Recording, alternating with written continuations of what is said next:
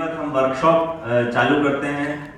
विधिवत आज के वर्कशॉप का कार्यशाला का जो पहली कार्यशाला शुरू करने जा रहे हैं। कार्यशाला का विषय है national education policy from 2020 to now, अब तक जो इसमें प्रगति हुई है। इसमें सबसे पहले मैं बुलाना चाहूंगा श्री आलोक शर्मा जी को, स्टेट नोडल ऑफिसर। सर आइए मंच पे अपना स्थान ग्रहण करिए। आलोक शर्मा सर को मैं बहुत कई सालों से जानता हूँ, अपनी सेवाएं SCRT में दे रहे हैं। SCRT यहाँ की नोडल एजेंसी है जो स्कूली शिक्षा में नीति निर्धारण करती है। सर नोडल ऑफिसर हैं जो नेशनल एजुकेशन पॉलिसी इम्प्लीमेंटेशन है उसके लिए। सर से हम लोग लगातार सीखते रहे हैं। सर हमको बहुत सारे मामलों में सलाह देते रहते हैं और हमें बड़ी खुशी है कि आज उन्होंने हमारे लिए समय निकाला। दूसरे पैनलिस्ट हैं रुपेश गुप्ता, प्रिज्म स्कूल भिलाई, मैं उनका भी स्वागत करता हूं। रुपेश जी IIM एलुमनी हैं और बड़ी शांति से स्कूल और कॉलेज का संचालन कर रहे हैं और इनके भी विचार हमको सुनने को मिलेंगे। डॉक्टर अंजू चोपड़ा है, प्रिंसिपल श्री सत्य साई विद्या विहार, इंदौर से आए हैं, इनका जोरदार स्वागत कीजिए। इंदौर में सत्य साई इंस्टीट्यूट जो यहाँ पर सत्य साई अस्पताल है, उन्हीं का एक बहुत बड़ा स्कूल है इंदौर में, उनका स्वागत किया जाए। श्री हबीब खान है, प्रिंसिपल DPS छिंदवाड़ा। नमस्कार खान साहब, इनका भी जोरदार स्वागत कीजिए। छिंदवाड़ा से आए हैं हमारे बीच अपने विचार रखने के लिए। मैं इस वर्कशॉप का मॉडरेटर हूं, तो प्रश्न मैं पूछूंगा। सबसे पहला प्रश्न जो हम चाहते हैं अपने विचार रखें। आलोक शर्मा सर, मैं ये जानना चाह रहा था आपके विचार कि जो नई एजुकेशन पॉलिसी बनी है उस पे जो डेडलाइन तय हुई है, सबसे पहले तो वो डेडलाइन क्या मीट आउट हो रही है, क्योंकि अब इसको इंप्लीमेंट हुए 3 साल हो गया पहला। और जो मेन फीचर है नई एजुकेशन पॉलिसी के, उस पे स्टेट पे क्या काम हो रहा है। जो नई एजुकेशन पॉलिसी है, जैसे 3 साल से बच्चों को पढ़ाना है, नया सिलेबस, उसमें नया सिलेबस इंप्लीमेंट होना है, तो मैं चाहता हूं अपने विचार रखें स्टेट में उसमें क्या क्या काम हो रहा है। Good morning to all and very happy to be here. सबको नमस्कार। आज के इस महत्वपूर्ण कार्यक्रम में और बहुत ही बढ़िया एक्सपो, और मैं राजू जी से कह रहा था कि अभी हमने बहुत ही हाल में ही 29 जुलाई को 3rd एनिवर्सरी सेलिब्रेट किया हुआ है and I was there in Delhi for remarking this great event of 3rd anniversary of NEP।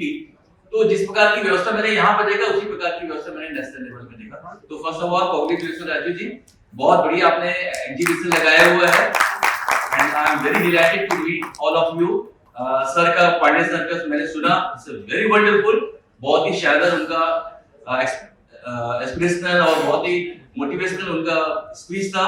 और जितने भी एजुकेशन के हमारे जो फंक्शनरीज हैं, तो आई थिंक उनसे हमें बहुत सीखना चाहिए, जिस प्रकार से उन्होंने काम किया हुआ, उनका पर्सनल एग्जांपल। सो राजीव जी, आपने जो बात कही है, because I am heading this NEP implementation of NEP in the state on behalf of SCRT। आप जानते हैं SCRT जो काम कर रहा है, और ये NEP जो कि 3 साल हो गए हैं। इज इट ओके मैं हिंदी में बोलूं और इंग्लिश में बोलूं? हिंदी सर। तो आपने कहा कि 3 साल हो गए हैं, तो हम किस प्रकार से आगे बढ़ रहे हैं नेशनल एजुकेशन पॉलिसी को लेकर, तो मैं आपको बताना चाहूंगा। और क्या हम डेडलाइन को अचीव कर पा रहे हैं, डेडलाइन को मीट कर पा रहे हैं, क्या क्या एक्टिविटीज हम स्टेट की ओर से कर रहे हैं, ये आपका प्रश्न था। मैं ये कहना चाहूंगा कि अभी की जो NEP आई है, आपको मालूम है कि 34 इयर्स के बाद ये NEP आई है 2020। इसके पहले 1986 में थी। उस समय जो फोकस था वो ज्यादातर एक्सेस को लेकर था। अभी के जो फोकस है पूरा क्वालिटी एजुकेशन को लेकर। बहुत सारे इसमें फोकस है, बहुत सारी बातें डॉक्टर पांडे जी ने कही है। मैं आपको ये बताना चाहूंगा कि we are very much on track in terms of implementation of NEP। Government of India बहुत सीरियस है, गवर्नमेंट ऑफ छत्तीसगढ़ बहुत सीरियस है। लेकिन मैं आपको कहना चाहूंगा क्योंकि NEP is a very broad document और बहुत सारे इनिशिएटिव्स में लिए गए हैं और यदि इसको हमें किस प्रकार से अचीव हम करेंगे, ये पॉलिसी है, पॉलिसी डॉक्यूमेंट आपने दिया, पढ़ेंगे, आपने पढ़ा होगा जिससे उसे आई होप। तो ये एक छोटा सा डॉक्यूमेंट है, लेकिन यदि एनईपी को पूरा समझना है तो इसके ड्रॉप डॉक्यूमेंट को पढ़ना होगा। मैं यहाँ पे कहना चाहूंगा कि एनईपी इंप्लीमेंटेशन की जहां तक बात है, तो हमने एनईपी के जितने भी जो टास्क है, we have categorised the areas and we have total of 297 tasks in NEP implementation under different areas। तो 297 टास्क हैं इसमें, और ये जो 297 टास्क है कि ब्रॉडली जो हमारा इसका जो एरिया यदि है तो फाउंडेशनल लिटरेसी एंड न्यूमेरेसी है, ईसीसी है, करिकुलम एंड पेडागोजी है, टीचर एजुकेशन है और टेक्नोलॉजी है। ये ब्रॉड एरिया है कि जो एनईपी, मैं स्कूल एजुकेशन की बात कर रहा हूँ, एनईपी जो है वो आपका स्कूल एजुकेशन भी है और हायर एजुकेशन भी, but I am talking about the school education scenario. तो ये 297 टास्क है and we have given the deadlines for completing particular task, और सारे टास्क के लिए अलग-अलग डेडलाइन दिए हुए हैं और अलग-अलग एजेंसीज को कैरी फॉरवर्ड करेंगी। जैसे मान लीजिए कि करिकुलम की बात है या फाउंडेशनल लिटरेसी की बात है तो वो एससीईआरटी का कार्यक्षेत्र है। यदि हम टीचर एजुकेशन की बात करेंगे तो वो एससीईआरटी का कार्यक्षेत्र है। यदि हम स्कूल कॉम्प्लेक्स की बात करेंगे, टीचर्स के अपॉइंटमेंट बात करेंगे, टीचर्स की जो टर्म्स एंड कंडीशंस है, रिक्रूटमेंट है एटसेट्रा, ये सारा हमारे डायरेक्टरेट का काम है। या इसी प्रकार से समग्र है, डायरेक्टरेट है, बोर्ड ऑफ एजुकेशन है कि जो करिकुलम फॉर्म करता है, एससीईआरटी करिकुलम फॉर्म करता है। तो ये सारे अलग-अलग एरियाज हैं। इसी प्रकार से यदि एनआईयूएस की हम बात करते हैं, इसी प्रकार से हमारे स्टेट ओपन स्कूल्स है, एडल्ट एजुकेशन की हमारे इंस्टीट्यूशंस हैं, तो बहुत सारे यहाँ पर एजेंसीज हैं। तो मैं ये आपके सामने मेरा ये सबमिशन है कि NEP is a big challenge for us in terms of implementation in very appropriate way. मैं यहाँ पे कहना चाहूंगा कि यदि हमें एनईपी को सक्सेसफुल बनाना है तो बहुत सारे डिपार्टमेंट को एक साथ मिलकर कार्य करना होगा। And I am very happy कि स्टेट में हम लोग जिस प्रकार से हमारे एक कोर ग्रुप है और हमारी कोर ग्रुप की रेगुलर मीटिंग होती है, और जितने भी हमारे जो टास्क हैं, जितने भी हमारे जो एरिया है जिसमें हम लोग काम कर रहे हैं, अलग अलग एजेंसीज काम कर रही है, तो वो कोऑर्डिनेशन एक कोर कमेटी की मीटिंग होती है। एंड एक चीज और मैं आपको बताना चाहूंगा कि first week of every month हमें एनईपी टास्क इंप्लीमेंटेशन की जो प्रोग्रेस है we have to submit in government of India portal.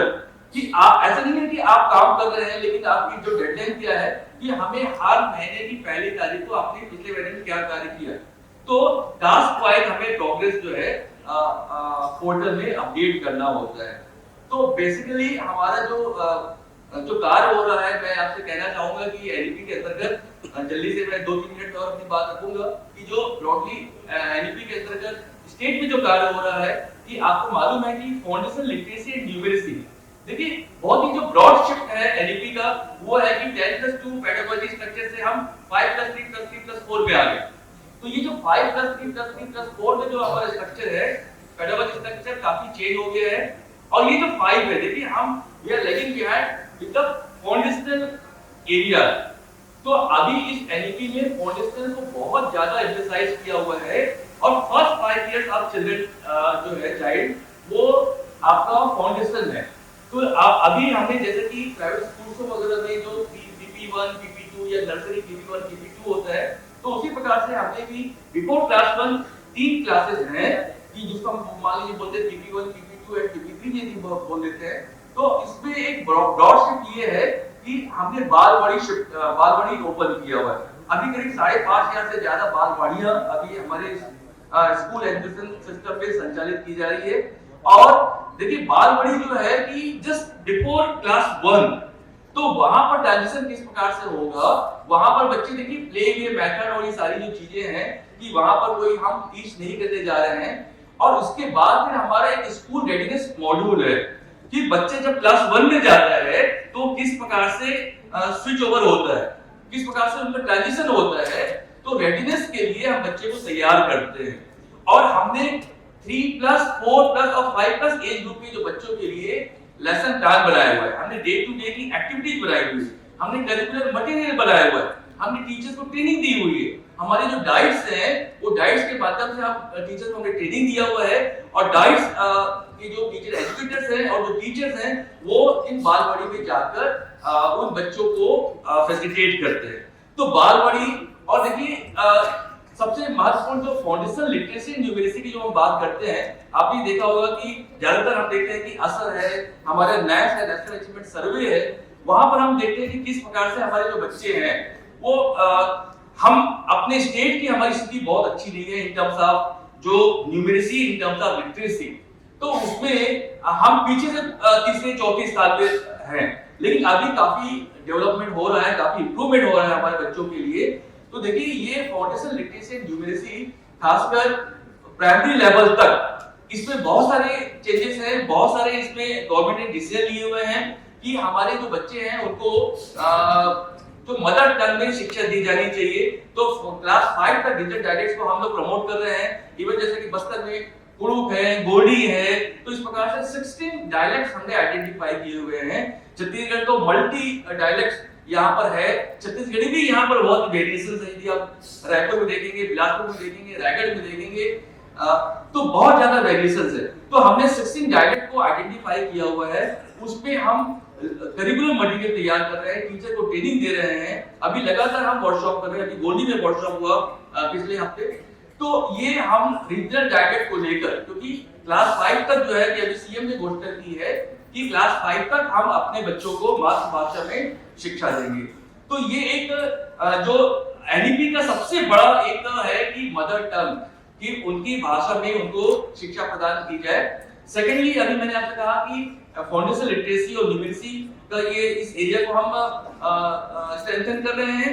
इसके अलावा कि जो करिकुलर एरियाज है, करिकुलर एरियाज में कि जैसे आप बहुत पांडे साहब ने बहुत अच्छी बात कही कि जो उन्होंने अपने यूनिवर्सिटी में भी जिस प्रकार से प्रमोट किया हुआ है कि किसी एक बच्चे को एक डिसिप्लिन तक सीमित नहीं करना है, उसी प्रकार से एनईपी में भी यही व्यवस्था की गई है कि मान लीजिए कि अभी हम क्या करते हैं कि साइंस स्ट्रीम है, आर्ट स्ट्रीम है, कॉमर्स स्ट्रीम है, लेकिन बच्चा वहां तक लिमिट ना हो। मैं यदि चाहता हूं कि मैं मैथ्स और हिस्ट्री, मैं केमिस्ट्री नहीं पढ़ना चाहता, लेकिन मैं मैथ्स और हिस्ट्री लेकर आगे जाना चाहता हूं, तो देखिए टोटल 8 करिकुलर एरियाज हैं।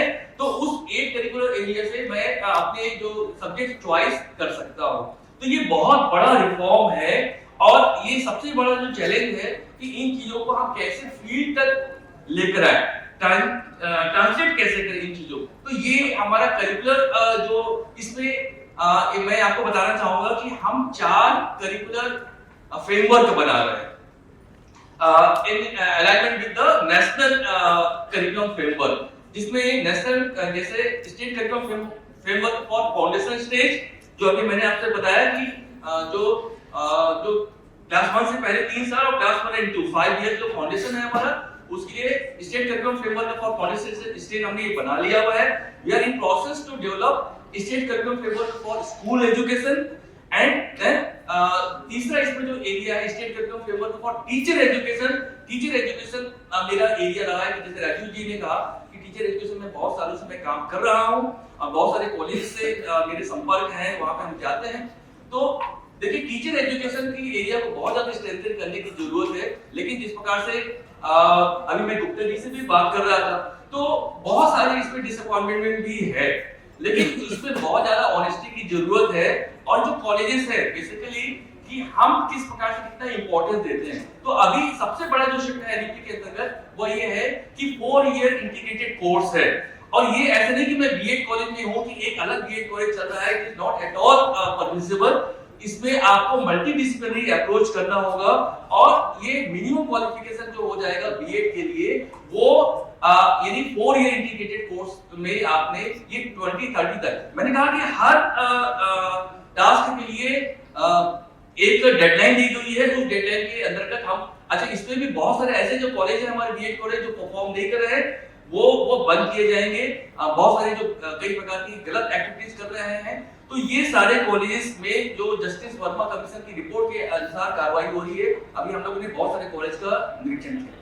तो एक करिकुलर एरिया के जिसमें रिफॉर्म है, इसके अलावा टेक्नोलॉजी जो बहुत अभी जो हमारे इस पूरा एक्सपो का जो फोकस ही शायद टेक्नोलॉजी है, तो टेक्नोलॉजी इंटीग्रेटेड एजुकेशन की हम बात कर रहे हैं। और टेक्नोलॉजी इंटीग्रेटेड एजुकेशन के तहत बहुत सारे आपने जब कोविड हुआ था तब छत्तीसगढ़ गवर्नमेंट ने पढ़ाई द्वार, आपने यदि सुना होगा तो पढ़ाई द्वार पीटीडी, जिसमें हमने एससीईआरटी से हजारों की संख्या में ई कंटेंट डेवलप किए हुए हैं। You can have the access of this contents. इसके अलावा हमारे पीएम ई विद्या प्रोग्राम चल रहे हैं कि लगातार डेडिकेटेड चैनल्स चल रहे हैं कि बच्चा कहीं से भी उन चैनल को एक्सेस कर सकता है। Physics, chemistry, mathematics, geography, history, जो भी क्लासेस है, जो भी सब्जेक्ट है, जो भी क्लासेस संबंधित है, क्लास 9 से 12 तक पीएम ई विद्या प्रोग्राम है। इसके अलावा टेक्नोलॉजी जो अभी हमारे जैसे कि आपने जो बताया कि कई प्लेटफॉर्म है, तो उसमें भी हमारे जो टीचर ट्रेनिंग का भी हमारा मोड चेंज हुआ है। टीचर ट्रेनिंग में 50 आवर्स का जो कैपेसिटी बिल्डिंग प्रोग्राम है, सीपीडी है, कंटीन्यूअस प्रोफेशनल डेवलपमेंट प्रोग्राम है, वो निष्ठा के माध्यम से टीचर हमारे कर रहे हैं। निष्ठा 1.0, निष्ठा 2.0, निष्ठा 3.0, निष्ठा 4.0। तो there are different focus for different training programme. तो अकॉर्डिंगली हम 50 इयर्स जो कैपेसिटी बिल्डिंग प्रोग्राम है, टीपीडी है, टीचर प्रोफेशनल डेवलपमेंट है, उस कार्य को कर रहे हैं। तो ओवरऑल यदि देखा जाए तो नेशनल एजुकेशन पॉलिसी और खासकर जो इस नेशनल, मैंने देखा कि पहले की जो एजुकेशन की पॉलिसी थी उसका ज्यादातर फोकस था कि हमारे जो नेबरहुड के स्कूल्स नहीं थे, लेकिन अब एक्सेस में हम नेशनल एवरेज से बेटर है, एनरोलमेंट में हम नेशनल एवरेज से बेटर है, ट्रांजिशन में भी जो है कि हमारा ट्रांजिशन रेट भी बेटर है, लेकिन फिर भी इसमें काफी कार्य करने की जरूरत है। लेकिन अभी का हमारा जो पूरा जो फोकस है कि वो है एनईपी का, वो ये है कि क्वालिटी एजुकेशन को हम कैसे प्रमोट करें। और क्वालिटी एजुकेशन को प्रमोट करने के लिए जो खास जो बातें हैं कि हमारे इंडिया की जो ट्रेडिशंस है, इंडिया की जो हेरिटेज है, इंडिया की जो हमारी कल्चर है, इन सारी चीजों को लेकर हम अपने एजुकेशन में उन चीजों को लेकर आए और हमारा की लोकल टू ग्लोबल अप्रोच है। और हम अपने करिकुलम को इस प्रकार से देखिए, अभी हम जो करिकुलम फ्रेमवर्क बना रहे हैं, तो मैं बताना चाहूंगा कि करिकुलम फ्रेमवर्क का जो पर्पस है, इसका इंप्लीकेशन क्या है कि हम जो नेशनल एजुकेशन पॉलिसी के तहत हम करिकुलम फ्रेमवर्क बना रहे हैं, उसके रिकमेंडेशन के आधार पर और उसके आधार पर भी हमारे सिलेबस और उसके आधार पर हम टेक्स्ट बुक को रिवाइज करने वाले हैं। तो this is very long process. तो ये इसमें हमारे बहुत सारे जो टीचर्स हैं, बहुत सारे जो टीचर एजुकेटर्स हैं, उनका हमें सहयोग मिल रहा है और बहुत सारे जो हमारे प्राइवेट बॉडीज हैं, क्योंकि देखिए ये ऐसा नहीं है कि स्कूल एजुकेशन में जब हम काम कर रहे हैं तो ट्रेनिंग अब स्कूल भी हम कर रहे हैं, प्राइवेट स्कूल के साथ भी हम ट्रेनिंग कर रहे हैं, दूसरे स्कूलों में हमारे बच्चे जा रहे हैं, जैसे हम गुजरात के साथ ट्रेनिंग कर रहे हैं, तो प्राइवेट स्कूलों के साथ पब्लिक और प्राइवेट स्कूलों की ट्रेनिंग हो रही है। तो ये ओवरऑल ये देखिए ये जो पॉलिसी है इसको पूरी तरीके से इंप्लीमेंट होने में अभी और कम से कम 15 साल लगेंगे। तो policy will be fully operational by 2040। तो इसमें काफी काम करने की जरूरत है और सारे हमारे जितने भी एजुकेशन फंक्शन है उनको साथ में आने की जरूरत है। और मैं ये चाहूंगा कि आप हमारे साथ भी मिलकर कार्य करें, ताकि हम सब मिलकर जो है इस स्टेट के एजुकेशन सिस्टम को, जो छत्तीसगढ़ को जिस प्रकार की हमारी एजुकेशन सिस्टम, जिस प्रकार से छत्तीसगढ़ का नाम धीरे धीरे अब आगे बढ़े, ग्रुप सिस्टम हो रहा है, पहले की स्थिति और अभी की स्थिति में काफी अंतर आया है। लेकिन निश्चित रूप से ये नेशनल एजुकेशन पॉलिसी जितने भी इनिशिएटिव है, मेरा एक लॉन्ग प्रेजेंटेशन है लेकिन प्रेजेंटेशन का समय नहीं है, लेकिन उन सारे इनिशिएटिव को मैंने लिस्ट आउट किया हुआ है। वो उन सारे इनिशिएटिव को आप यदि देखेंगे तो आप ये समझेंगे कि किस प्रकार से सिस्टमेटिक वे में और खासकर जो जिसको हम लोग तो बोलते हैं कि सिस्टम की एफिशिएंसी को भी हम कैसे बढ़ाएं, उस पर भी हमारा कार्य चल रहा है। और खासकर स्कूल कॉम्प्लेक्स को लेकर भी हमारा कार्य चल रहा है। और स्कूल कॉम्प्लेक्स एक नेबरहुड, एक हायर सेकेंडरी स्कूल है, इसके नेबरहुड में अपर प्राइमरी और प्राइमरी स्कूल्स है। तो ये उस नेबरहुड में उस पूरे जो क्लस्टर है उसकी ग्रोथ कैसे करें, ये एनईपी में इस प्रकार की चीजें विजन है। तो ये एनईपी का जो विजन है, ये एनईपी की जो पॉलिसीज है, मुझे लगता है कि ये हमारे लिए, खासकर हमारे छत्तीसगढ़ राज्य के लिए काफी इंप्रूवमेंट लेकर आएगी और काफी सक्सेसफुल होंगे। बहुत बहुत धन्यवाद सर। अगला प्रश्न, अभी जितने नेशनल न्यू एजुकेशन पॉलिसी के जो भी इम्प्लीमेंट हो रहा है प्रदेश में, वो सर के नजरों से गुजर के जा रहा है, इसलिए सर अपने इन सब बातों पर प्रकाश डाला सर ने। अगला प्रश्न मैं अंजू चोपड़ा मैडम से करूंगा। जो नई एजुकेशन पॉलिसी है उसमें आप जिस लेवल पे स्कूल को संचालित कर रहे हैं बहुत दिक्कत नहीं होगी, क्योंकि न्यू एजुकेशन पॉलिसी में जो चीजें इंप्लीमेंट करने के लिए कहा जा रहा है स्कूलों को, वो बड़े स्कूलों में बहुत ज्यादा दिक्कत नहीं है। उस दिक्कत सिर्फ छोटे स्कूलों में और सरकार के स्कूलों में है। तो मैं मैडम आपसे जानना चाहता हूँ कि जो नई एजुकेशन पॉलिसी है उसमें ऐसा क्या है कि जो बड़े स्कूल हैं वो अडॉप्ट करें और तो उससे चेंज आएगा। आपको इसमें पॉजिटिव नई एजुकेशन पॉलिसी में कोई बड़े स्कूलों के लिए, बड़े स्कूल मेरा मतलब स्ट्रेंथ वाइज भी है, इंफ्रास्ट्रक्चर वाइज भी है, और जो उसमें इन्वेस्टमेंट है उस हिसाब से एनईपी में आपको ऐसा क्या लगता है कि वो बड़े स्कूलों में चेंज लाएगा? बिल्कुल ठीक बोला। वैसे बहुत सारी बातें सर ने कवर कर ली है। जो भी है एनईपी की, hardly anything is left, and all the CBSE schools. I'm working in a school that is affiliated to the CBSE. So gradually we are also introducing this policy NEP over there. And the very first thing is that is the age criteria. According to NEP now, the age of a child, when the child is in Bal Vatika 1, that is nursery, it should be 3 years. Then 2, Bal Vatika 2, 4 years. Bal Vatika 3, 5 years, 5 years, right? And grade 1 it should be 6 years.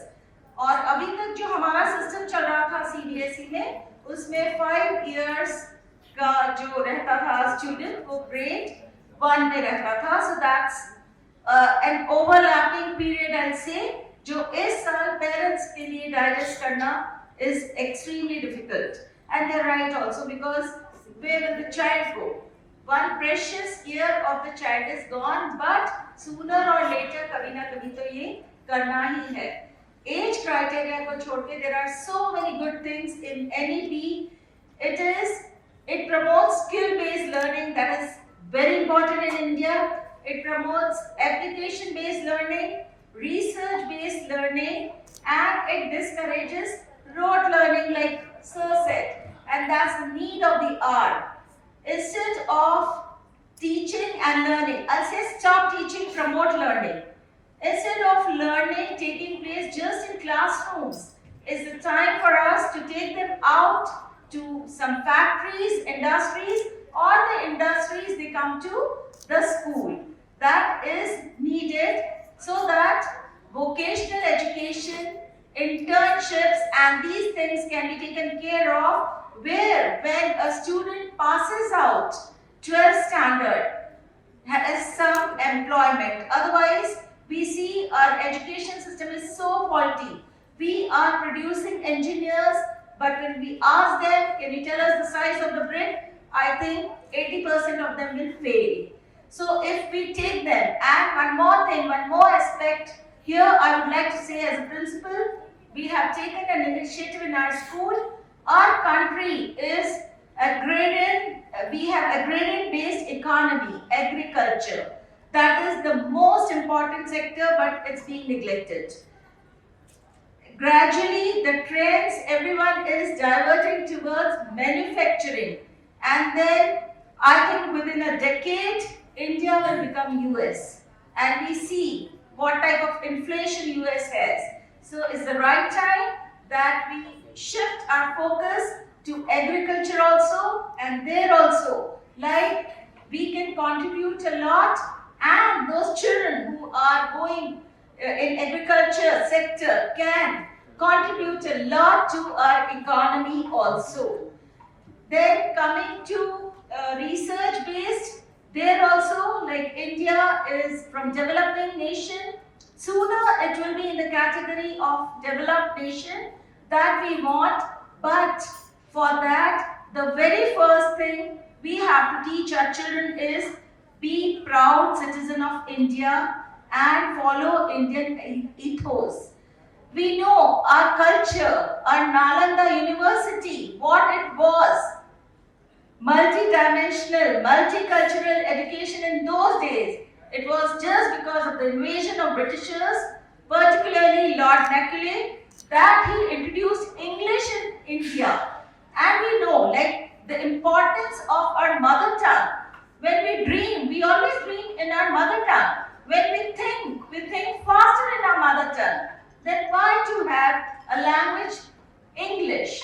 So this NEP promotes the use of mother tongue also, that is very thoughtfully designed and crafted, I'll say, and if it's implemented and welcomed by all the schools in India, we will be marching ahead, and India, I think, once again will topping in global arena. So it's a need of the art that we follow each, and it's very beautifully explained also. If on Google you go through NEP and you will see the details, how it is given, stepwise you can go. It's augmented learning also, use of technology, then it's inclusive education also, children with special needs. It's covering those children also. We are taking them in mainstream. And technology, all the schools should be sound in having a good infrastructure, because these days I can talk about the government of Madhya Pradesh. They are giving laptops to the students, meritorious students and all. So even they have an access to technology. Though there are like challenges also like chat GPTs and all. And we say chat GPT can create another chat GPT. But having said this, I feel the schools themselves are a reservoir of resources. We should know how to make use of these resources. And with this, some may feel that we are diluting the standards because we are deviating from the examination-oriented system. But sooner or later, we'll realize that examination-oriented system will take you nowhere. It's the practical life learning that's going to help the children. It's a theory of multiple intelligences that is to be brought in a country where children, like according to different aptitudes, they can learn, and in each and every, may it be music, may it be dance, they have a good career. Why can't they pursue their dreams? It's not always doctors, engineers and chartered accountants only. Gone are the days. So even we need to change our thinking, broaden our horizon and welcome new education policy, and we will be, I think it will be successful if all the schools, they all stand up together and implement it. धन्यवाद madam आपके विचार के लिए। अगला प्रश्न मेरा हबीब खान जी से है। ये प्रिंसिपल डीपीएस हैं छिंदवाड़ा। इनका स्कूल भी ऐसा है कि सीबीएसई स्कूल है और नेशनल एजुकेशन पॉलिसी में जो छोटी छोटी बातें इंप्लीमेंट करने के लिए कहा गया है, वो इन स्कूलों को बहुत दिक्कत नहीं होगी। मेरा प्रश्न आपसे ये है सर कि जो नई एजुकेशन पॉलिसी है उसमें ऐसे आप क्या 2 पॉइंट देखते हैं जिससे बहुत बड़ा इम्पैक्ट समाज में, सोसाइटी में, बच्चों में आएगा? ऐसे कोई 2 पॉइंट जिससे हमको ऐसा लगता है कि उस एजुकेशन पॉलिसी में है जिससे पॉजिटिव चेंज बच्चों में या समाज में आएगा। Thank you sir. 2 चेंजेस जो बहुत इंपॉर्टेंट न्यू एजुकेशन पॉलिसी में मुझे समझ आते हैं। One is emphasis on the problem solving skill, and second is the emphasis on the communication skill. Education के बहुत डीप मायने हैं, और जब भी एजुकेशन की हम बात करते हैं, किसी ने कहा खड़ा हूं आज भी रोटी के 4 हर्फ लिए, सवाल ये है किताबों ने क्या दिया मुझको। When I heard in the keynote address when sir was talking about the Einstein's quotation, that reminded me one of my incident here. Like 22 years back, after the post graduation, I went for one interview of the training chemist for the post of training chemist in a cement plant. So there, the interviewer, they asked me, do you know the analysis of cement? And the analysis of cement I had heard and I have read there in the final years of my graduation. So I was knowing it very well, and I explained all the steps there. So when I explained all the steps of the cement analysis, The chief chemist smiled and said, "Ki Habib, what you are saying is all okay, but in the industry we don't follow that process." He showed me one notebook that was of the ISI recommended notebook, and he said, "Ki like this is the process that we follow in our cement plant, and all the industry they follow it." I felt like cheated. I spent so many years to learn, this analysis of cement and many other aspects of the chemistry. And when it came to earn my position, my bread and butter, then the people they are saying, what you have learned is not of use. Is this the education that you are giving? So, and the new education policy when we talk about, sir, it's not that the first time we are talking about the experiential learning. It's not that the first time we are talking about the critical thinking, problem solving skills. In the policy 86 also, in the policy 68 also, and before that in the Varna committee also, whatever discussion had happened. Everywhere the emphasis right before the independence, the things are being very clear until unless our children they will start working, they will know the art of using their hand, heart and head. They will not be successful in their life. So that Professor Kalbag, he started Vigyan Ashram in Paval. With this mindset only the ideology of the thought was कि every knowledge that we are getting through any source, be it book or any other source, from every source the information that we are getting has come after working on that area. So it is the work which comes first. And after that only, after gaining the experience, when we start writing that in the form of the literature, books, etc., then that gets transmitted to the next generation. Nowadays, we are teaching everything through the books, and it is very less that the children are getting opportunity to work. This new education policy is emphasizing on this fact only. Otherwise, see, OECD also, in the OECD report, it is told that in the Indian population, the graduates, more than 85% are not employable. A serious concern. What kind of education are we giving? Is this education sufficient enough? And then we talk about, like in the note when VC sir also said, the kind of qualities the Google is also asking. जिस किस्म की education की हमको जरूरत है. There are so many things that the child is studying. What child is studying? Everything which is being prescribed in the syllabus. And the syllabus, if it is written to study maths, teacher will be teaching and the children will be learning. Whatever chapters are there, those chapters the child and the teachers they are born to follow. The system is born to follow. Likewise, maths, science, or for that matter, any other subject.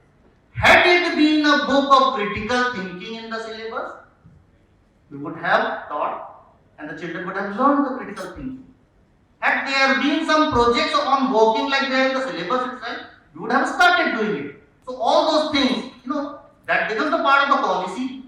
And when it comes in the policy, definitely the things start happening also. So therefore, in a nutshell, I would like to say, basically the problem solving skills, the communication skill, which is important nowadays. The children sometimes they know so many things, but they are not being able to express themselves. So this knowing and then expressing both are important. So if we will emphasize on this aspect, I think we'll be able to do justice with the children, with the new generation. Thank you. धन्यवाद sir आपके विचार के लिए. अगला प्रश्न मेरा अंतिम प्रश्न. हम वैसे लेट हैं, लेकिन रुपेश भाई भिलाई में पहले मैंने जैसे बताया भिलाई में स्कूल चलाते हैं, IIM के एलुमनी हैं. ये भी उन चंद लोगों में से हैं जो समाज में खुल के अपने विचार रखते हैं. रुपेश भाई, मैं आपसे ये जानना चाहता हूं कि जो स्कूली शिक्षा में या उच्च शिक्षा में भी बहुत ज्यादा काम करने की जरूरत है, जिसपे वो टीचरों की ट्रेनिंग पे है. मुझे व्यक्तिगत रूप से ऐसा लगता है कि जो हमारे टीचर अभी हैं किसी भी क्षेत्र में, स्कूली शिक्षा या उच्च शिक्षा में, वो अभी इतने दक्ष नहीं है कि वो अपनी बच्चों को अपनी क्षमता से पढ़ा सकें. तो मैं आपसे जानना चाहता हूं, नई एजुकेशन पॉलिसी को मद्देनजर क्या स्किल ट्रेनिंग, टीचर्स ट्रेनिंग में और ऐसा कोई काम उसमें लिखा गया है या उसमें कुछ हो रहा है जिससे आगे जाके टीचर्स ट्रेनिंग में फर्क पड़ेगा? धन्यवाद राजीव भाई। और सबसे पहले तो राजीव भाई को, नेहा जैन मैम को और पूरी ब्लूम की टीम को बहुत बहुत धन्यवाद इस शानदार आयोजन के लिए, जो कि एजुकेटर्स को, टेक्नोलॉजी प्रोवाइड करने वालों को एक फोरम पर लाता है और कहीं ना कहीं एक मंथन शुरू होता है। सबसे कठिन काम तो लास्ट में बोलना होता है, क्योंकि सारे जो विचार हैं वो आ चुके हैं, पॉइंट्स भी आ चुके हैं। और मैं ऐसा फील करता हूँ कि यहाँ स्कूल संचालक हैं, स्कूल के प्रिंसिपल्स हैं, आलोक सर स्टेट को रिप्रेजेंट करते हैं। मैं एक ऐसा प्रोफाइल प्रेजेंट करता हूँ जहाँ मैं एक रूरल एरिया में स्कूल हम चलाते हैं, एक सीबीएसई इंग्लिश मीडियम स्कूल, एक छोटा स्कूल जिसको राजीव भाई ने कहा कि जिनकी समस्याएं बहुत अलग होती हैं। हम एक टीचर ट्रेनिंग इंस्टीट्यूट भी चलाते हैं बीएड के लिए। मैं एक हायर एजुकेशन इंस्टीट्यूट भी चलाता हूं जहां हम स्टूडेंट्स को एमबीए की ट्रेनिंग देते हैं, 2 साल का रेगुलर एमबीए करवाते हैं। बहुत सारे जो प्रश्न इस फोरम में उठे कि हम ऐसे ग्रेजुएट्स, ऐसे स्टूडेंट्स बना रहे हैं जो नौकरी नहीं पा सकते। नई एजुकेशन पॉलिसी हमारे सामने है। कई बार विद्यार्थियों से और अपने साथियों से चर्चा करते हुए मैं कहता हूं कि एक्चुअली ये स्कूल हमारा है।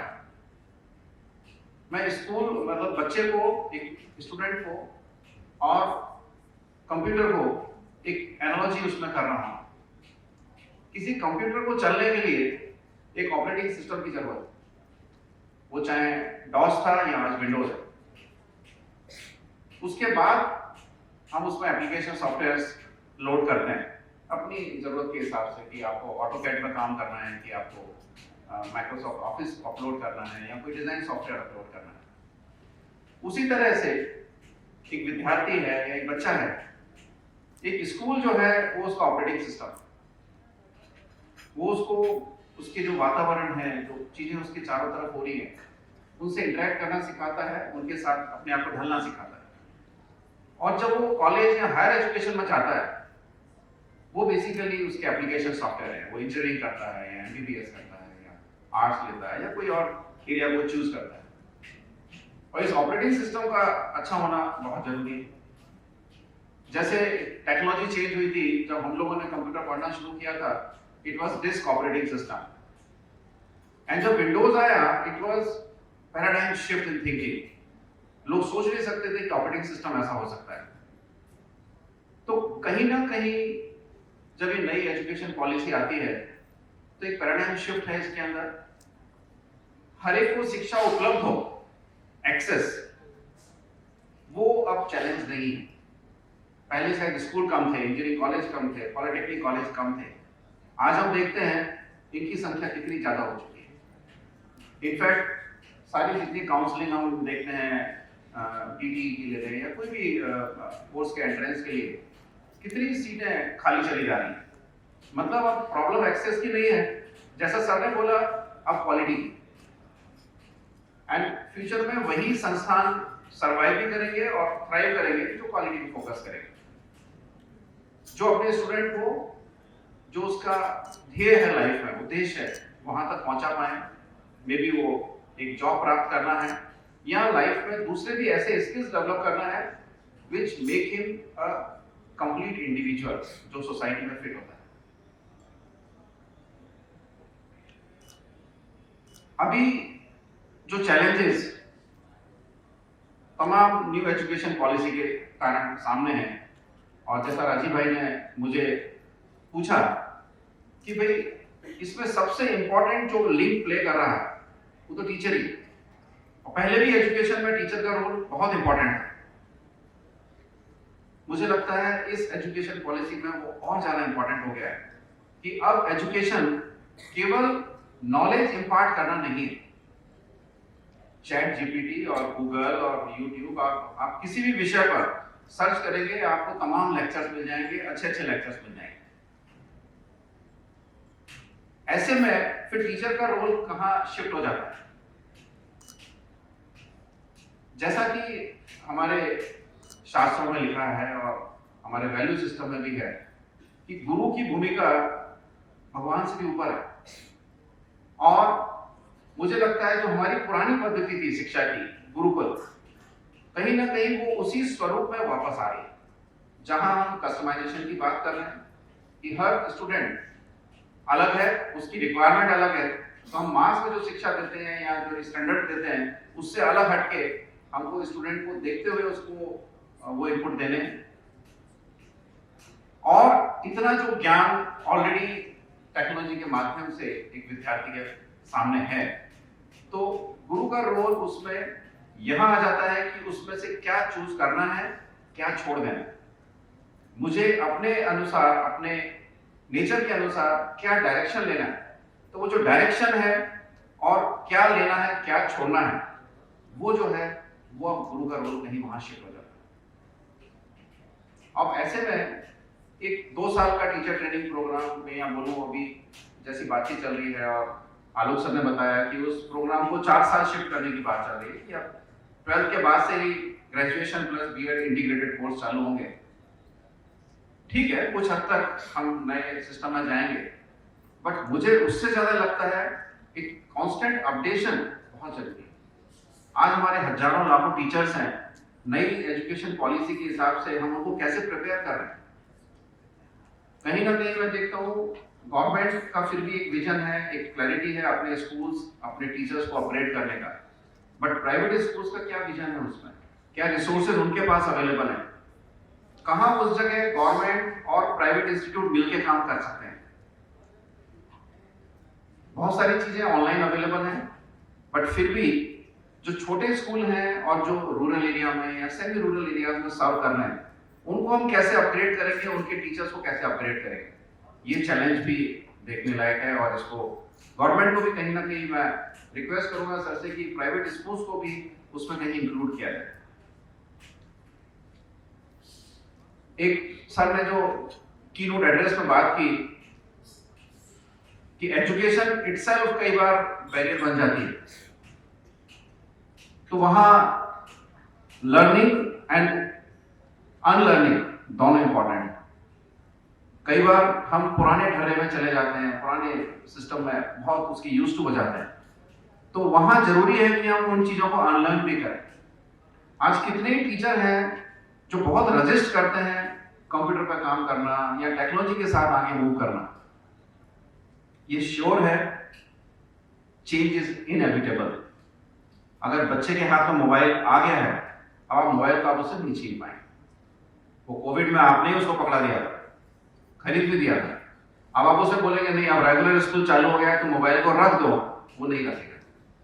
तो ये हमारे लिए चैलेंज है कि हम उस मोबाइल का दुरुपयोग की जगह सदुपयोग कैसे करें, कैसे बच्चों को गाइड करें, कैसे हर बच्चे के पास अब एक टैब हो अपना जिसपे वो वहां से अपनी लर्निंग को इंटीग्रेट कर सके चीजों के साथ।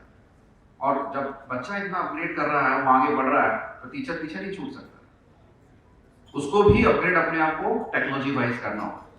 क्योंकि नई एजुकेशन पॉलिसी में जो सबसे बड़ा पॉइंट है वो फ्लेक्सिबिलिटी का है, चाहे वो स्कूल में हो चाहे वो हायर लर्निंग हो, कि बच्चा अपने टेस्ट के अनुसार, अपने रुचि के अनुसार चीजों को चूज करे और आगे बढ़े।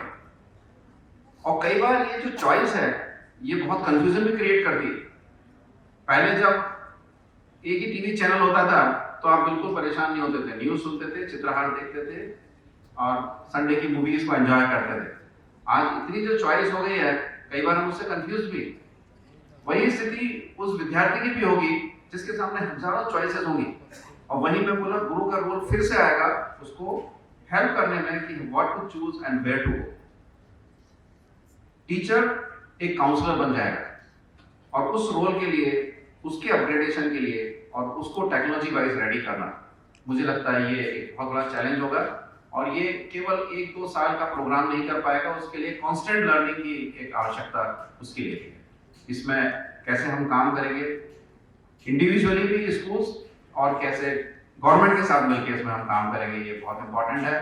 Government being the central force इसमें बहुत की प्ले करेगा अपना रोल। तो देखते हैं फिर क्या चैलेंजेस और इसमें हमको फेस करने मिलेंगे। Thank you. धन्यवाद मुकेश भाई आपने विचार के लिए। आप ऑलरेडी 12 मिनट लेट हैं इसमें। सर आप आखिरी में बस 2 मिनट आप तीनों पैनलिस्ट कोई भी एक ऐसी बात बताइए एनईपी से रिलेटेड जो आपको उसमें अच्छी लगे। कमियां मैं बताऊंगा, बताइए आप तीनों पैनलिस्ट। सबसे एक स्ट्रॉन्ग पॉइंट जो मुझे एनईपी का लगता है वो है उसकी फ्लेक्सिबिलिटी। वो जो बच्चों को चॉइस देना चाहता है उसको अपने टेस्ट के अनुसार, क्योंकि कई बार हमारे डिसीजन सही भी नहीं होते हैं। आज मैंने एक कोर्स चूज कर लिया, मे बी 1 साल पढ़ने के बाद मुझे लग रहा है कि no I am not liking it, मैं इसको चेंज करना चाहता हूँ। वो फ्लेक्सिबिलिटी एनईपी देता है और उसका जो 1 साल है उसने जो पढ़ लिया है उसको वेस्ट भी नहीं करता है, उसको कहीं ना कहीं वो काउंट करता है। आई थिंक ये एक बहुत बड़ा पॉइंट है। हाँ सर। कई बार सर जब तक हमको मंजिल का पता नहीं होता तब तक हम अपना रास्ता भी तय नहीं कर पाते। तो एक रास्ता दिखाना और उस रास्ते को क्लियरली किस लेंथ तक जाना है ये बताना, ये इंपॉर्टेंट रोल प्ले करता है आई थिंक। तो जैसे कि मैंने आपको बताया था कि अब ये रिपोर्ट आ रही है कि 85% youth they are not employable. तो अगर यही चीज हमें पहले पता होती कि what are the skills which are required in the next coming years and generation, तो शायद स्कूल्स या ऑर्गेनाइजेशंस बेहतर पोजीशन में हो पाते बच्चों पे उन एरियाज पे काम करने के लिए। नेशनल एजुकेशन पॉलिसी बहुत क्लियरली बताती है कि what are the 25th century skills which are required. 3L 4C के बारे में ये बहुत क्लियरली बताता है, so that we are very clear कि किस तरीके से बच्चों को आगे लेके जाना है, वो कौन से स्किल्स होंगे जिनको डेवलप करने के बाद हम इस स्थिति से बच्चों को निकाल पाएंगे। That is the beauty. Thank you madam से भी।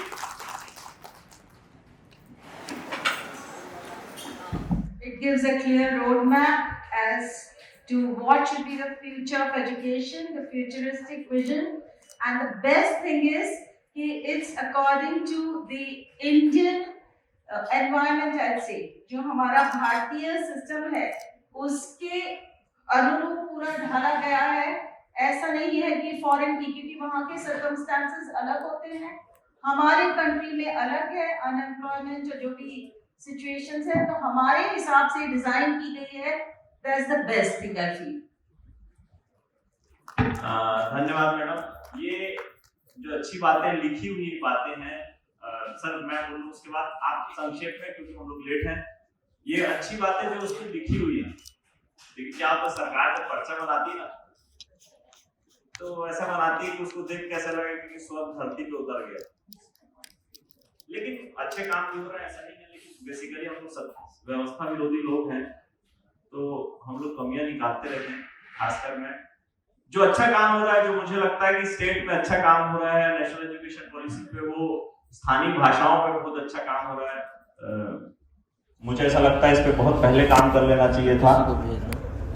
और भी चीजें हैं जो जिसमें स्टेट अच्छा काम कर रहा है। जो बड़ी कमियां जिसके लिए मैं लगातार बोलता रहा, लिखता रहा, कुछ राज्य शासन ने इम्प्लीमेंट भी की अपने स्तर पे।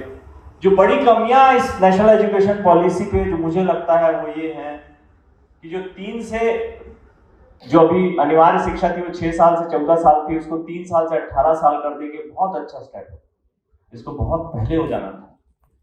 लेकिन इसमें बड़ी दिक्कत इसके इम्प्लीमेंटेशन में। स्कूलों में 3 साल से 6 साल की जो व्यवस्था है वो ऑलरेडी एग्जिस्ट कर रही है प्राइवेट स्कूलों में। आपने देखा होगा, आप तो सारे प्राइवेट स्कूल के हैं लगभग, आपके यहाँ आपके स्कूलों में PP1 PP2 है, नर्सरी है, सब है। ये वही 3 साल है जो शुरू के 3 साल। लेकिन सरकार के स्कूलों में व्यवस्था नहीं है, वहां 6 साल से आगे के बच्चों को पढ़ाया जाता है, 6 साल में ही एडमिशन होती है। तो एक जो बड़ी कमी है वो ये कि सरकार इन 3 साल से 6 साल के बच्चों को कैसे करेगी। सर ने बताया 5,500, जो मेरी जानकारी हो 6,250 बालवाड़ी खुली है, लेकिन 6,250 बालवाड़ी बहुत कम है।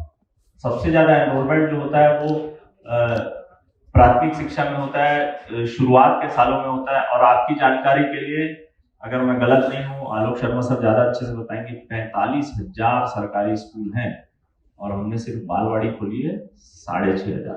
एक बड़ी कमी जो ये है। दूसरी बड़ी कमी जो मुझे लगता है कि इसमें जो टीचर, जो शुरुआत के सालों के टीचर हैं, वो अपने पास स्किल्ड टीचर नहीं है। अभी सुप्रीम कोर्ट का डिसीजन आया, डीएड के प्राथमिक शिक्षाओं में डीएड के टीचर ही पढ़ा पाएंगे, बीएड के टीचर नहीं पढ़ा पाएंगे।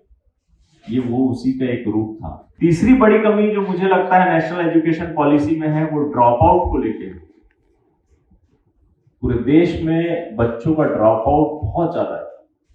लड़कियों का 9वीं 8वीं के बाद बहुत ज्यादा है, सर के पास फिगर होगी, मैं उस पर लगातार लिख रहा था। लड़कियों का जो ड्रॉप आउट है 8वीं के बाद बहुत ज्यादा है।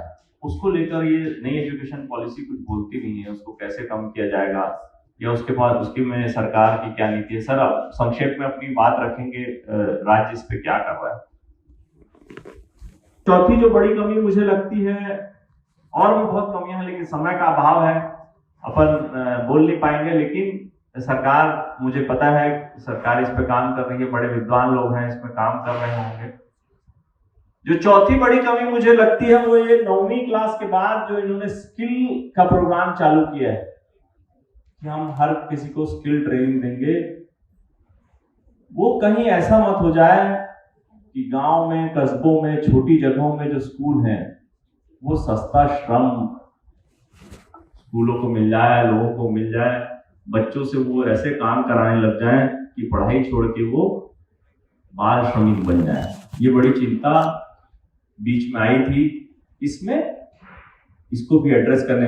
आलोक शर्मा सर, बस 2 मिनट, हमारे पास समय कम है। मैं इन सारी चीजों पे जो कमियां हैं उन पे आपके विचार जानूंगा और आप जो बोलना चाहते हैं, इसके बाद वर्कशॉप का हम अंत करके सेकंड वर्कशॉप चालू करेंगे। Thank you Raju ji. देखिए बहुत सारी बातें कही, और जैसे कि आपको मालूम है कि ये बहुत ही वास्ट पॉलिसी है, लेकिन ये अभी तक की सबसे बेस्ट पॉलिसी है जो मैं ये कहना चाहूँगा।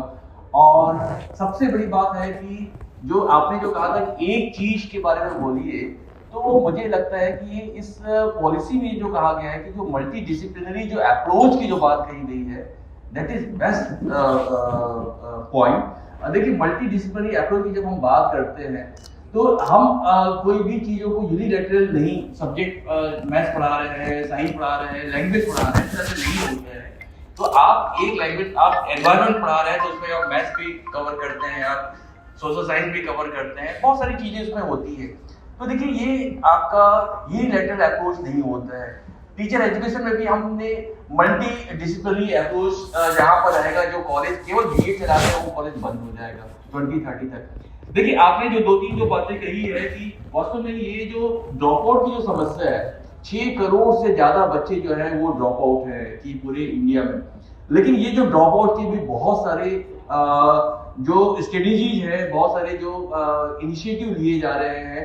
और जैसे कि अभी मैंने जो बताया था कि सबसे बड़ी जो चीज है कि जैसे बस्तर में मैं यदि बच्चा गोंडी बोली या उस फैमिली से आता है, हल्बी की फैमिली से आता है और उसको मैं हिंदी में पढ़ाना शुरू करूं तो हिंदी भी उसके लिए एक फॉरेन लैंग्वेज है, तो वो उन चीजों को वो बच्चा ड्रॉप आउट होता है क्योंकि उसको उसकी बोली भाषा में हम शिक्षा नहीं देते हैं।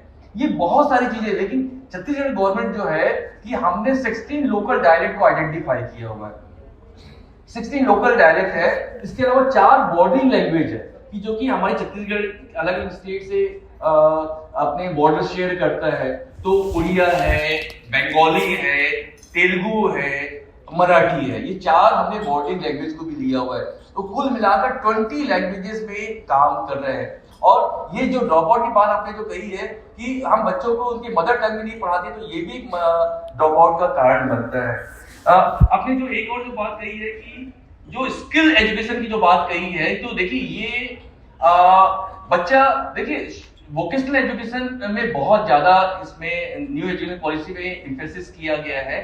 और वोकेशन के बारे में कि जैसे कि मैं कह रहा था कि बच्चा जो है या जो टीचर भी जो बनता है यहाँ पर, उसकी सेकंड या थर्ड चॉइस होती है। लेकिन अभी जो इंटीग्रेटेड एजुकेशन है कि 4 ईयर का जो मिनिमम क्वालिफिकेशन हो जाएगा, तो डेडिकेटेड में मैं टीचर बनना है तो मैं टीचर ही बनूंगा। लेकिन टीचर की जो चॉइस है मेरी सेकंड थर्ड फोर्थ चॉइस नहीं होनी चाहिए। इसमें वोकेशनल एजुकेशन में भी कि जैसे मैं जो बनना चाहता हूँ वो शुरू से उस वोकेशन के बारे में एक इंटरेस्ट की बात है कि जैसे कि सब लोगों ने यही कहा है कि डॉक्टर इंजीनियर यही चीजें नहीं होती है, there are so many avenues nowadays. तो आप यहाँ देखें कि आपको वोकेशन, बच्चा किस वोकेशन में जाना चाहता है और उसके लिए भी बहुत तरीके हैं उसके वोकेशन, उसके इंटरेस्ट को आइडेंटिफाई करने के लिए। तो एक प्राइमरी या अपर प्राइमरी स्ट्रीम से ही उसके वोकेशन को आइडेंटिफाई करने के बाद उसको कि जैसे हम लोगों ने जो कहा था खासकर कोविड वगैरह के समय में कि बच्चा कि गांव में रहता है, वहां पर वो देखता है कि कुम्हार कैसा बर्तन बनाता है। तो देखिए ये जब आपने देखा होगा कि चौक में हम जो चौक बोलते हैं जो घूमता है चक्का और उसमें वो अपने मिट्टी की उसको शेप देता है, तो आपको ये लगता है कि ये बहुत आसान है, लेकिन जब आप खुद करने बैठेंगे तो हम बिल्कुल भी नहीं कर पाएंगे। देखिए वो बच्चा देखता है कि किस प्रकार के बर्तन कैसे बनाए जाते हैं, कास्ट कला कैसे की जाती है, बहुत सारे जो स्ट्रीम है जो हम अपने परिवेश में ही देखते हैं। तो इंडस्ट्री से लीकेजेस है, वोकेशनल आइडेंटिफिकेशन है, जॉब मार्केट है, मार्केट की क्या ट्रेंड्स है, वहां पर किस प्रकार की इंडस्ट्रीज है, किस प्रकार की एम्प्लॉयमेंट अपॉर्चुनिटीज है। तो और छत्तीसगढ़ गवर्नमेंट ने भी जिस प्रकार से जो किया हुआ है कि ड्वेल सर्टिफिकेशन सिस्टम है कि स्कूल में रहते हुए भी इसको कुछ वोकेशनल ट्रेड का सर्टिफिकेशन भी मिल जाएगा। तो ये सारी जो चीजें हैं ये काफी हद तक हमारी इन समस्याओं को दूर करेगी। अंतिम चीज है कि जो डॉक्टर प्रोफेसर पांडे साहब ने जो कही थी कि और एनईपी में भी यही है कि हम बहुत ज्यादा स्पून फेड एजुकेशन की बात नहीं करते हैं। ये कि सर ने जो कहा था कि लर्निंग टू लर्न, ये बहुत बड़ी बात है कि यूनेस्को के जो 4 पिलर्स ऑफ एजुकेशन है कि learning to be, learning to learn, learning to know, learning to live together, तो ये सारी जो चीजें हैं आप देखेंगे कि हम घर में एक यदि होम बेस्ड एजुकेशन है वो बहुत ज्यादा सक्सेसफुल नहीं है। बच्चा स्कूल में जाता है कि अलग अलग जो बैकग्राउंड के बच्चों से मिलता है वो सारी बातें हैं। तो आप देखिए कि बच्चों एक दूसरे के साथ रहना सीखना, सारे कार्य करना, बहुत सारी चीजें बच्चा सीखता है, केवल सब्जेक्ट नॉलेज ही नहीं होता है। बहुत सारे ऐसे जो जीवन के जो क्षेत्र है, मैडम ने मल्टीपल इंटेलिजेंस की भी बात कही, हमें ये भी मालूम होना चाहिए कि बच्चा किस प्रकार से बेहतर सीख सकता है। हम बच्चों को फैसिलिटेट करें, हम बच्चों को स्कूल फेड एजुकेशन न दें, और इसके लिए पेडागोजी को एनईपी में बहुत ज्यादा रिप्रेजेंट किया गया है कि जैसे कि आपने सुना होगा एक्सपीरियंशियल लर्निंग है, आर्ट बेस्ड पेडागोजी है। तो ये और हमारी जो लर्निंग है वो एंजॉयबल होना चाहिए, इंटीग्रेटेड होना चाहिए, तो ये एंगेजिंग होना चाहिए। ये सारी जो चीजें हैं कि और टीचर के बारे में भी ये है कि जो टीचर ट्रेनिंग के बारे में आपने जो बात कही है, तो ये टीचर ट्रेनिंग का स्वरूप भी बहुत ज्यादा चेंज हो गया है। और अब तो हम ये भी कर रहे हैं, हम अपने अभी हम बहुत बड़े प्रोजेक्ट को भी लीड कर रहे हैं गवर्नमेंट ऑफ छत्तीसगढ़ की ओर से, और बहुत बड़ा प्रोजेक्ट है, वर्ल्ड बैंक का भी प्रोजेक्ट है, उसमें भी हमें काफी सहायता मिलेगी। और आगे देखेंगे कि हमारे जो स्कूलिंग जो सिस्टम है वो आपने देखा होगा कि सेजेस स्वामी आत्मानंद जो इंग्लिश मीडियम स्कूल आए हैं, देखिए बहुत ज्यादा चेंजेस हो रहे हैं छत्तीसगढ़ में। आप उस स्कूलों में जाइए, आप उन स्कूलों में मतलब आपको डीपीएस या इस प्रकार के बड़े स्कूलों के जैसा एक एम्बियंस भी मैं समझता हूँ कि एम्बियंस बहुत बड़ा एक फैक्टर है, और वहां पर बच्चे बहुत प्रेरित होते हैं, मोटिवेट होते हैं। लेकिन टीचर जो है, टीचर का बहुत बड़ा रोल है कि टेक्नोलॉजी कभी भी टीचर के रोल को रिप्लेस नहीं कर सकती, टीचर का रोल हमेशा ही रहेगा, ये बिल्कुल फैक्ट है।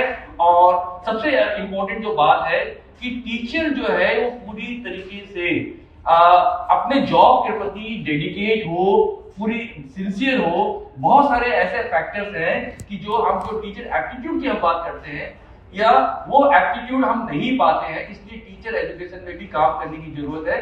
लेकिन ये 4 ईयर इंटीग्रेटेड जो कोर्स है ये बहुत बड़ा बदलाव वाला फैक्टर लेकर आएगा। धन्यवाद सभी पैनलिस्ट को। ये वर्कशॉप विधिवत रूप से हम यहाँ समाप्त करते हैं, और अगले 2 दिन हम ऐसे ही विद्यार्थी बने रहें अच्छे, हम अपना ज्ञान बढ़ाएं, अपनी समझ बढ़ाएं। सभी पैनलिस्ट को बहुत बहुत धन्यवाद। लेकिन जाने से पहले इनका पैनलिस्ट के सम्मान के लिए, श्री आलोक शर्मा जी के सम्मान के लिए मैं मुकेश जायलवाल जी को आमंत्रित करूंगा, वो सर को सम्मान करें। सर को बहुत बहुत धन्यवाद, आज उन्होंने समय निकाला। आमतौर पे शासकीय कार्यक्रमों पे बोलते हैं सर, जोरदार तालियों से स्वागत करें सर का।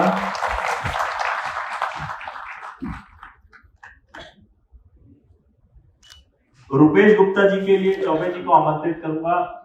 चौबे जी का भी रायपुर में 2 स्कूल हैं, ये भी बड़े डेडिकेटेड स्कूल संचालक हैं। धन्यवाद सर। रुपेश गुप्ता जी के सम्मान के लिए चौबे जी के इनिशियल मैं भूल जाता हूं। सुधीर चौबे जी सम्मान करेंगे रुपेश गुप्ता जी का। मिसेज अंजलि चोपड़ा के लिए मैं त्यागी मैडम को आमंत्रित करूंगा। ये पेंड्रा रोड से आई हैं, इनका भी स्कूल है वहां पर, ऑक्सफोर्ड पब्लिक स्कूल है इनका। आइए मैडम। हबीब खान जी का मैं आमंत्रित करूंगा। मुगलपुर से हमारे सूरजपुर के अध्यक्ष हैं मुकेश अग्रवाल जी, वो आए और सम्मान करें हबीब खान जी का। जोरदार तालियां, इन्होंने समय निकाला। इंदौर से आई हैं मैडम हबीब खान जी, छिंदवाड़ा से आए हैं।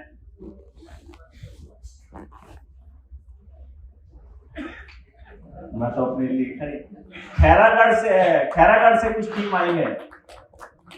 खैरागढ़ से नहीं, वो आप लोग आ जाइए, सब लोग आप लोग मेरा सम्मान करेंगे। आइए आ जाइए। कितने स्कूल वाले आए? आ जाइए। खैरागढ़ के हमारे चंदेल साहब भी हैं।